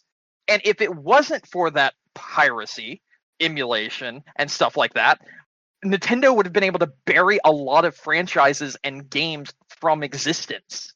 And that's not a good thing. Losing the ability to play games is not a good thing. Losing entire franchises and games is not a good thing. It's bad. It's very bad. With the exception of some games on the 3DS coming over to Switch, we lost a lot of games that did not come over in any way, shape, or form. And in order to buy them and play them on a physical item, you need at least $300 and then probably another $80 to $90 per individual game. That is not sustainable. And that's if you actually get the item that you're purchasing from some Joe Schmo down the fucking street or on eBay. That's unacceptable. And I get it. Emulation this, emulation that, piracy this, piracy that. But if you don't have that, what do you have other than massive collector's prices and no way to play those games that you once purchased or you once owned. Period. Obviously you could be someone that keeps all of your stuff, but even then the 3DSs had problems with their hinge joints, so did the DS. So eventually your shit's gonna give out, and then then what? I think Nintendo is approaching this from the wrong angle, and the way they should approach this is instead of, it's kind of like, and I always say this, it's kind of like what fucking Gabe Newell said. Piracy is a service problem. It's not necessarily it's not necessarily anything else. If you had the ability on your Switch or your Switch 2 to play these 3DS games somehow for a fee tacked on to the online or whatever, or buy them, or even read the ones you've already purchased digitally and allow you to play them on the system that you already had as like a backwards compatible sort of deal, you wouldn't see as much piracy because there would be better ways to play these games. But there isn't. And you're going to have these problems as long as a company is unwilling to, have a way for you to play these games from the past. Like, it's still difficult to play something like Kid Icarus. And we were just talking about the online of Elden Ring Nightreign, and its problems that it will have in the future. There's going to be a lot of problems like that, but instead of just for an online game, for individual games, period, because of these firmware updates and the Nintendo shutting down things like eShop or this, that, and the other.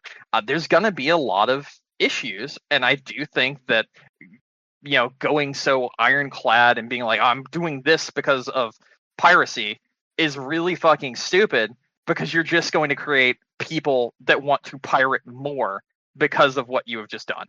Yeah, it's kind of a damned if you do, damned if you don't. But yeah, they need to make like more of line. They need to make more of an effort, and they need to not really punish the people that have purchased the item already and giving them 500 plus of their hard-earned dollars, if that makes any sense. Yeah, and I would say,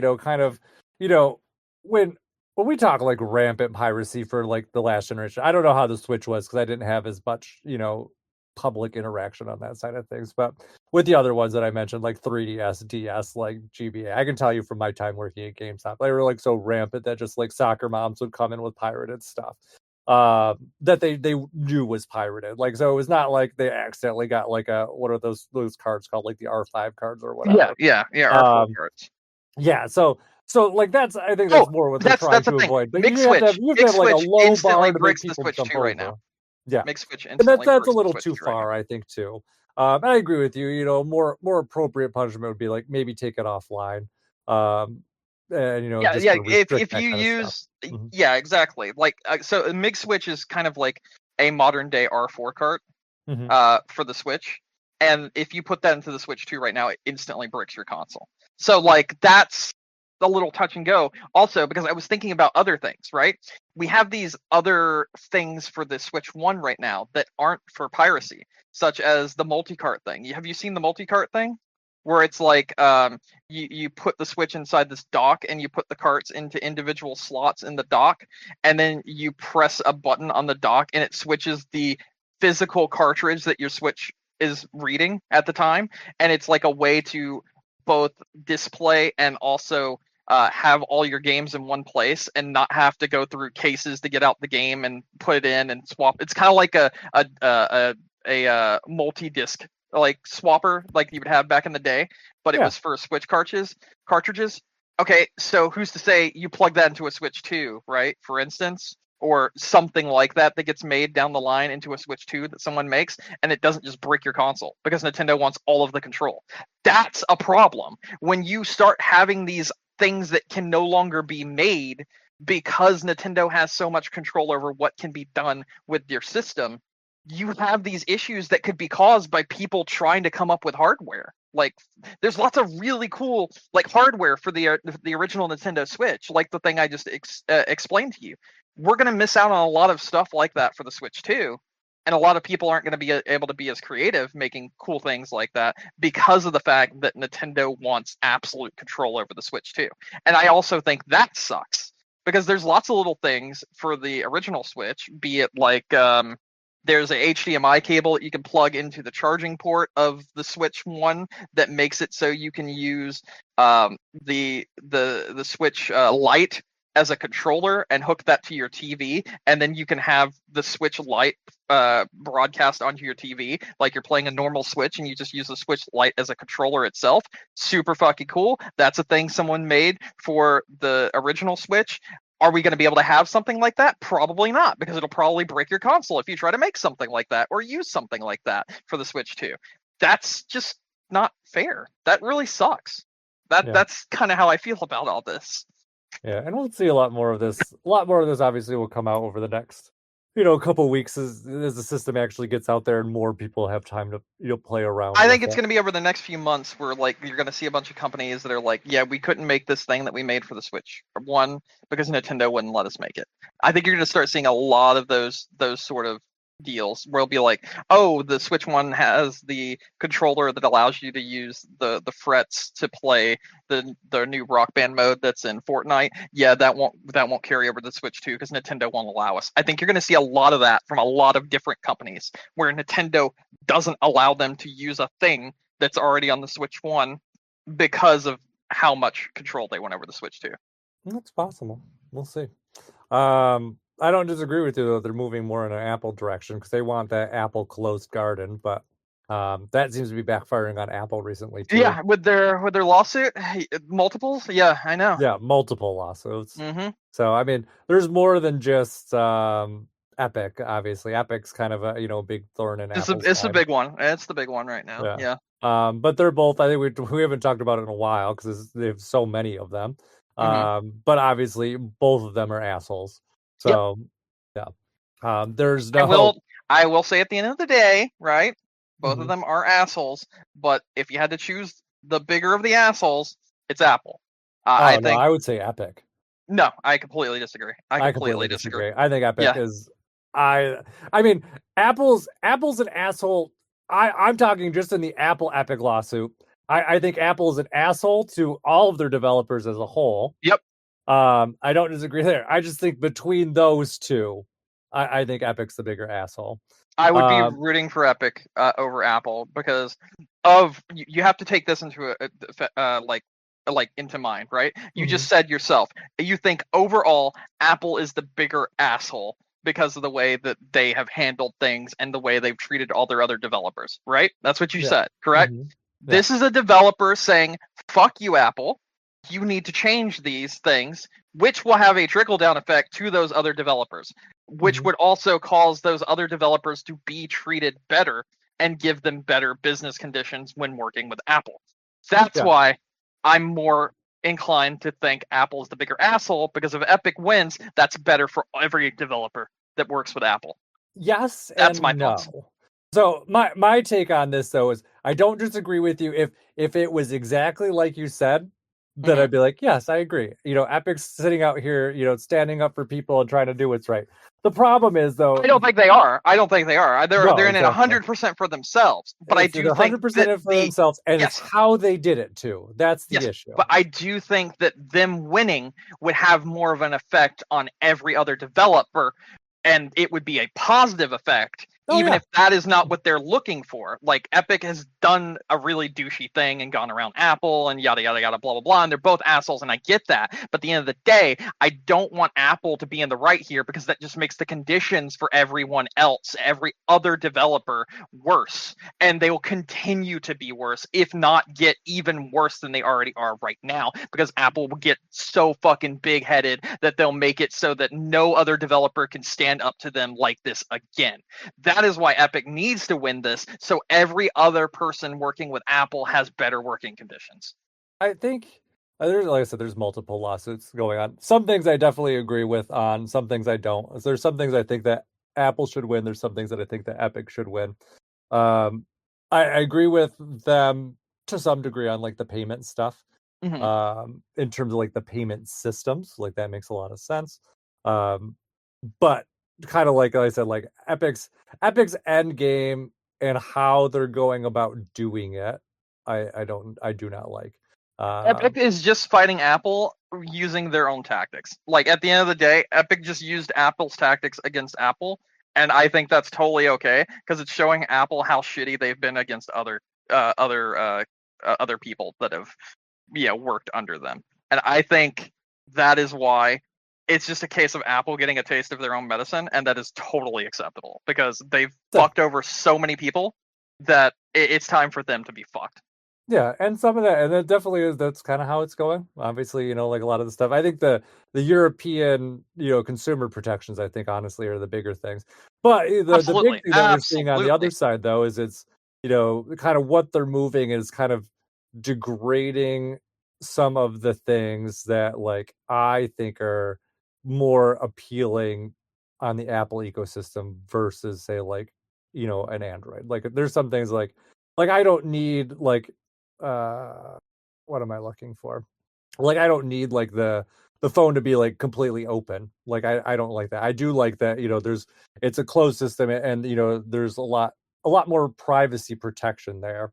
And some of the stuff that Epic's trying to like pry open, I think puts some of that at risk.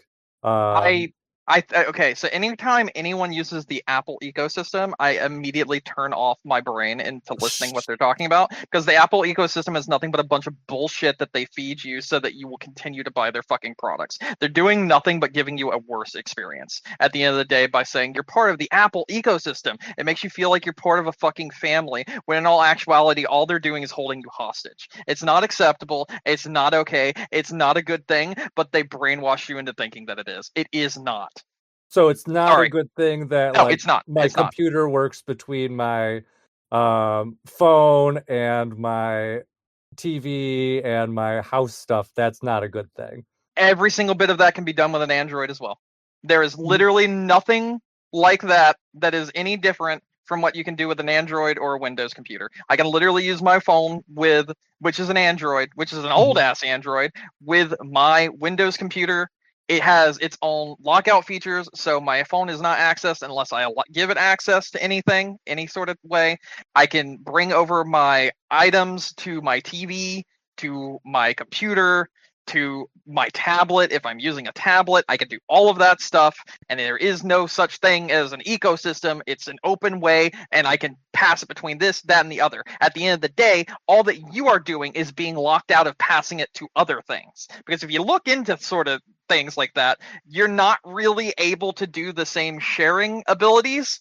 And it starts to pile up that like Android can do between more devices that aren't the Apple devices. They are keeping you locked into a place, whereas Android and Windows and this, that, and the other, all these other different things, not specifically just Android, but all these other specific items that aren't just Apple items can share between each and every one of them while keeping the items that they don't want shared between each and every one of them, out of the eyes of the other items, unless you decide to do that yourself.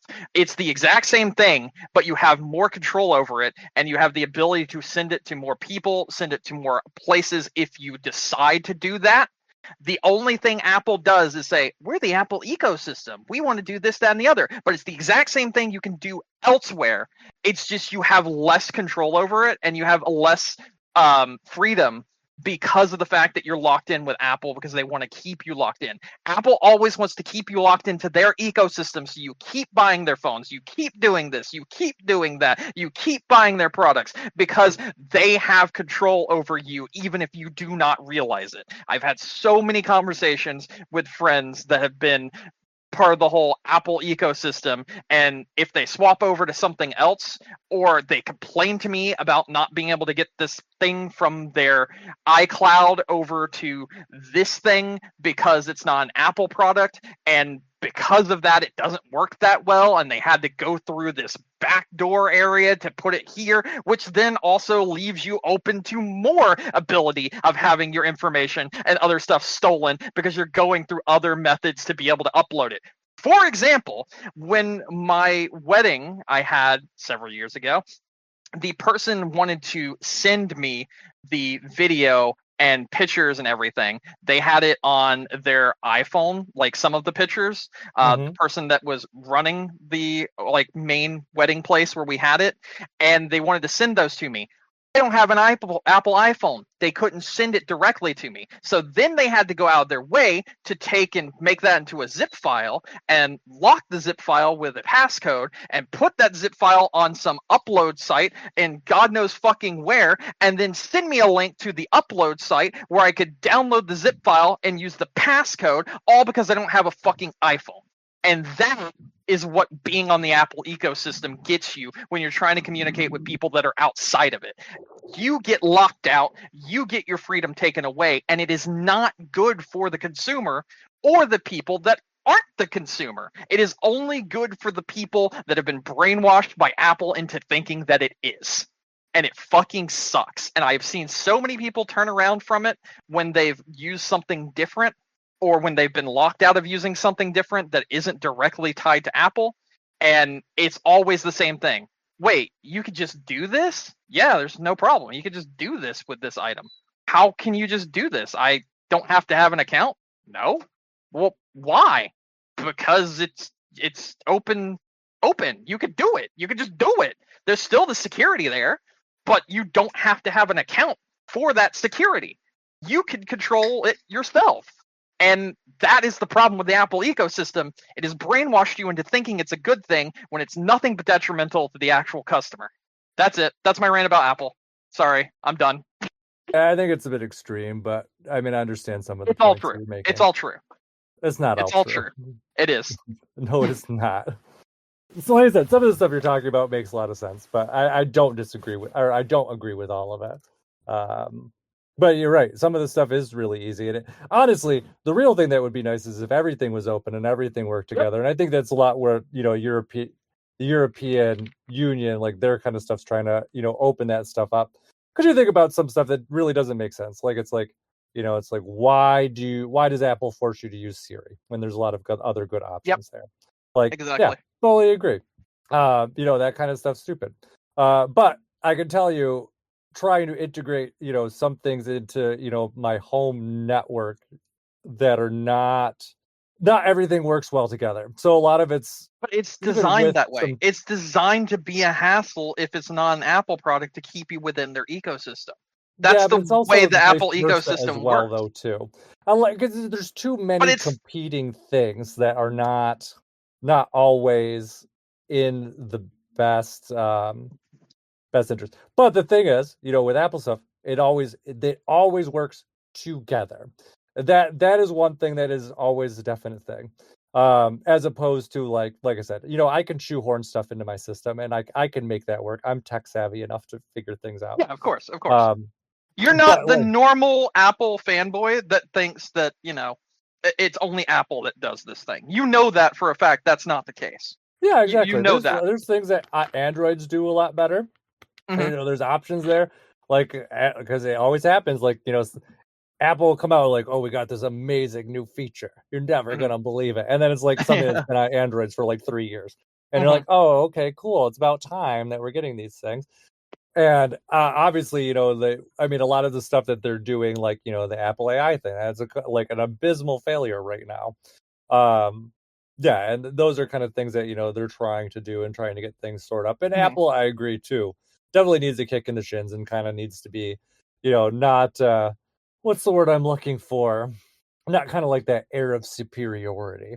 Because they're Um, not. They're not. Like, I mean, yeah. like they do some things very well. I will completely admit that. I think their tools for creation are absolutely phenomenal and fantastic. You know what I think would also be fantastic? If Hmm. those tools were on Windows, just saying, they would sell more, and more people would be able to use them, and more things would be created, which, I mean, these creative tools, these things that are specifically Apple, wouldn't you want more people to be able to use that, and vice versa? I think like, if Windows has any tools that are, I never really use them specifically.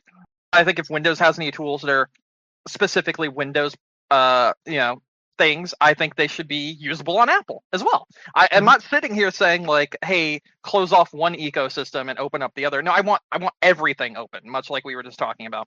I want Yeah. everyone to be able to, do whatever they want. And I think at the end of the day, if that was a thing, I think you would sell a lot more subscriptions. I think you would sell a lot more, um, like you'd have a lot more money over time as opposed to upfront money that would be put in from people maybe buying an Apple product and then not really getting into the ecosystem, but just having that one Apple product. And I think if that was the case, you'd be able to get more people to buy and purchase more things for, like, it doesn't matter if it's a thing that's made by Apple or if it's a thing made by Microsoft or whatever. I think a lot more having the freedom to get whatever on whatever would make more sales for that product in question, essentially. Maybe not necessarily the hardware and a lot of the hardware sales, but I do think you would see a lot of that software sales. And I think with everything moving towards subscription base and software like sales, that would be good for the future of several different companies. Like I see no reason why I shouldn't just be able to use, for instance, the Nintendo Music app on my computer. I mean, Yeah. I'm paying for Switch Online. Why can't I just pull that up on my PC or or like my Mac, whatever, that sort of thing. I think things like that should be just a universal thing, Yeah, but that one's and more of someone has to Nintendo build just it as doesn't opposed know to how to do like, anything. yeah. Hmm. Nintendo doesn't know how to do anything correctly. Let's be honest when it comes to things like that. Yeah. But my point with the Apple ecosystem thing was there's something nice about being able to, and I would say this even with like Google, or even I don't know what the fuck Amazon's doing, but they're kind of doing a lot of that too. But there's something nice about being able to, buy a set of products and have them all work seamlessly together without having to fuck around with that. I mean, kind of like on Xbox, how you could do that. What are you talking about there? On Xbox, you can buy a game, Hmm. right? And then I can just install that game on my PC and continue where I left off Yeah, from my exactly. Xbox. Yeah, that same kind of thing. Yeah, and honestly, gaming should all be that way too. We'll probably not see it until Nintendo Yeah. is cold and dead in the ground, but at Yeah. least like that is just kind of where things are. But yeah, and I think I don't know, at least kind of I think Europe's going to drive a lot more positive consumer changes, and we're seeing a lot of that too. Yeah, you're probably But right. like I said, Europe at tends the to do same that time though, you're when also it comes seeing to some like, tech related stuff. huh? I said Europe tends to do that when it comes to tech related, like Yeah, kind of like lawsuits Nintendo's and stuff. end user license agreements different in Europe versus the Hmm. US in terms of regards to like bricking systems. Yep. Um, so yeah, I mean we'll see more of that kind of stuff there too. But um, anyways, um, anything else you want to talk about? We kind of been rambling for a little bit. I did have one other thing that I was going Yeah. to talk about. Um, there's a state of play this week Hmm. for PlayStation, Yeah. and also this week, which we're talking about the Switch 2 and everything. But this is also the fake E3 week as well. There's a lot going on this week. Oh yeah, because Summer Games Summer Fest Games is coming up. Fest is on Friday. Yeah. And then all the other like events are Saturday, Sunday, Monday, and whatnot. So like there's a lot in the gaming space going on this upcoming week. And one of the things that I just recently saw, which it happens every time one of these things get announced, but this is a little bit different, right? Hmm. And I'm gonna go back to good old Silk Song for a second. But this is a little bit different. There's been an update change to everywhere that Silk Song is located, with like a new ID information, new version for the game. Hmm. So it's on a version now in at least like the back end, like on Xbox Live, uh, on PlayStation, on Steam, that is like the release version. So it's entirely possible with this upcoming Summer Games Fest, we Hmm. finally get the release date, since we currently are being still told that it's 2025 that Silk Song comes out. So, and that was told to us like 2 months ago. So Hmm. we might actually get a release date this weekend, and we'll see how that goes. We'll But see there's a how that. few other like rumored things, kind of like the God of War thing we were talking about other. I don't. Wait, did we talk about that before the podcast? I'll throw it in at the end. Okay. Anyway, kind of like the God of War thing you were talking about, where Mhm. there's a few other little hidden things there. There's still the rumor of the Half-Life something. We saw Witcher 4 today running on Unreal Engine 5, which no, that's not what the way Witcher 4 is going to look. There's no way. It's just not possible. And they even said as much. I saw that today too. We've got a few games coming out very soon, like Death Stranding 2, Ghost of Yatai. There's a lot of things coming up, and not a lot of information on them. So I think this upcoming weekend we will see a lot of new info to talk about next week. So there you go. We'll probably have a lot to talk about next week. I wanted to run this by you and ask you a question. Uh-huh. Are there any other games than Mario Kart that you're buying for the Switch too? No, like I said, we talked about it last week, but I know, but I didn't know if you mind. changed your mind that since it's Not getting yet. so close, you know. Yeah, not yet. At least my plan is still just Mario Kart is my only like kind of like main game, and then I'm planning on playing some the stuff that's patched just to kind of go and see how that is. Yeah, that's pretty much me, but I'm have probably gonna get Deltarune also, so that you know, but I'm not gonna do Fast RMX. That's where I'm sitting right now. Nah, or Fast whatever the new game is called. F-Zero. Yeah, fake F-Zero because I can play real F-Zero on the GameCube. Yeah. No, exactly. Yeah. Mm-hmm. Is that is that one of the games that's coming out day one? I think it's F-Zero. I know Wind Waker and Soul Calibur. I just can't remember what the third one is. Yeah, it's F-Zero, Soul Calibur, Wind Waker, I believe. I think those are the three that released day one. Okay. I did see that they added even on the Switch, regular Switch, they added the Switch or the GameCube games is like viewable in the NSO app. I see. I looked at them and I remember seeing those two, and I think the last one was F-Zero. It makes sense. Yeah, but yeah, and I have my new GameCube controller. I'm excited for that. So yeah, because I do want to play those, and I probably definitely will play F-Zero if that's available. I don't think it'll be like a masochist and try to go through like story mode on hard again. No. But that was fun. Maybe like on normal. Yeah, some of the challenges in that game were fucking insane. Yeah, but I'm excited for that. I don't know. I don't even know. I might even play Wind Waker. Who knows? Yeah. Who knows? Whenever that one drops, because I think Wind Waker isn't day one. I think Wind Waker's no. later. I think all three are supposed to be day one. Oh, really? Yeah. Let me see. Let me see if we have information on such thing.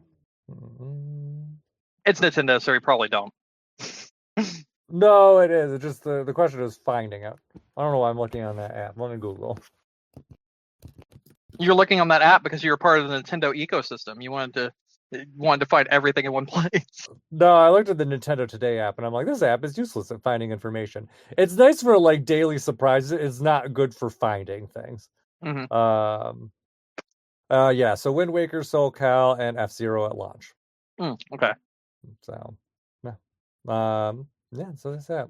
I'm excited. Yeah, no, me too. I'm excited. Hopefully I keep on checking my shipping thing for the system, and it's like, oh, is yours not updated? Mine's like preparing to ship, but it has not. Did you get messed up by the Walmart thing this week? Actually, let me go ahead and look at this real quick. Give me 1 second.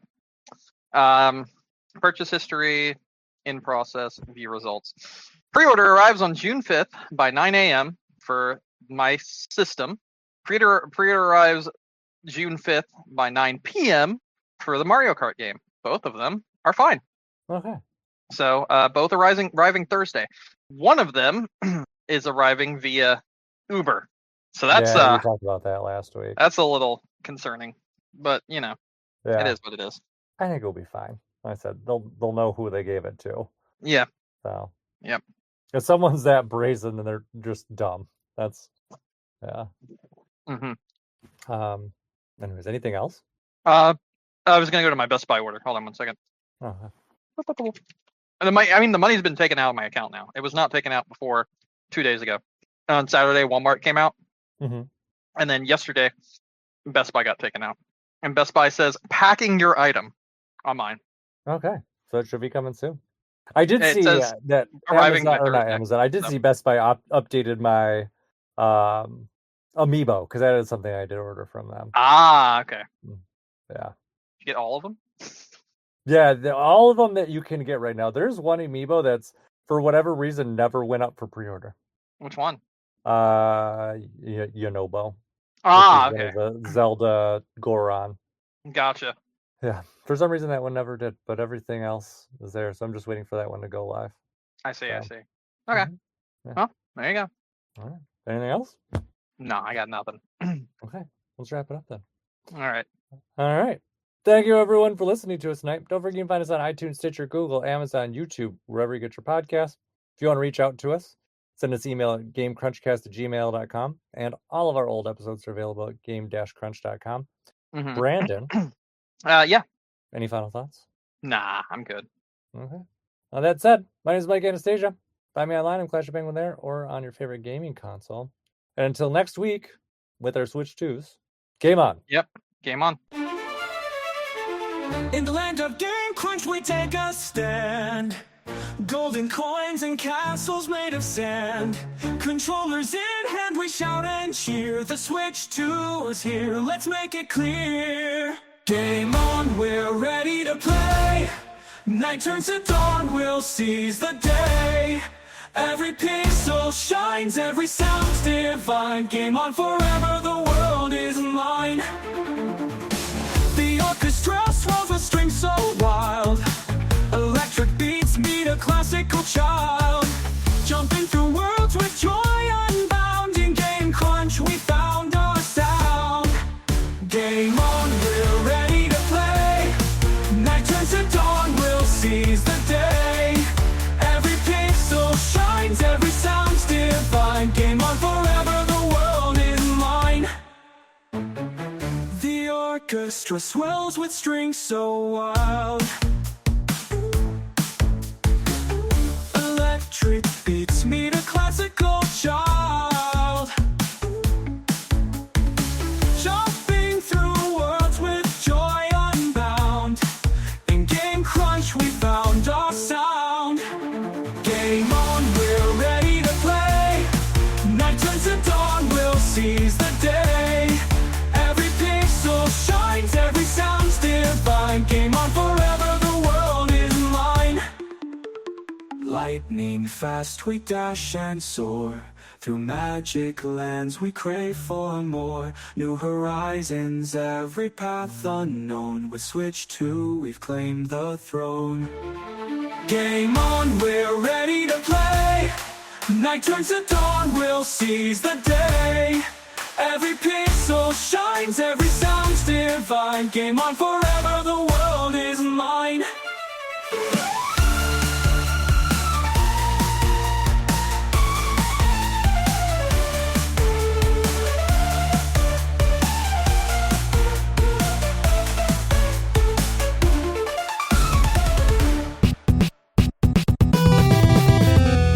Yeah, State of Play coming up.